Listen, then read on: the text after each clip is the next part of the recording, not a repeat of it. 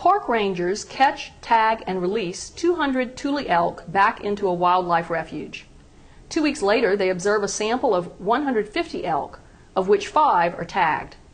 Assuming that the ratio of tagged elk in the sample holds for all elk in the refuge, how many elk are there in the park? So we have our 200 Thule elk that are tagged in the general population. We see a sample of 150 elk, of which 5 are going to be tagged.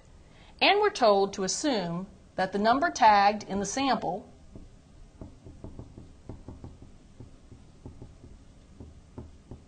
compared to the number in the sample is going to be equivalent to the number tagged in the population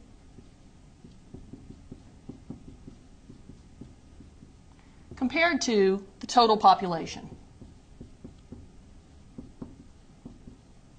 So now let's see what we're dealing with. We've got 5 that were tagged in our sample, so we're going to have a 5 in our numerator divided by our sample size of 150, and that's going to be equal to the number tagged in the population, which is 200, divided by the population size, which is our unknown, so we'll call that an x.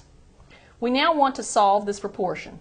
What we can do is notice that first of all we can simplify our fraction on the left by noting the common factor of 5. So we'll have 1 divided by 30 equals 200 divided by x. We can now look at the cross product and multiply 1 times x to give us x equals 30 times 200.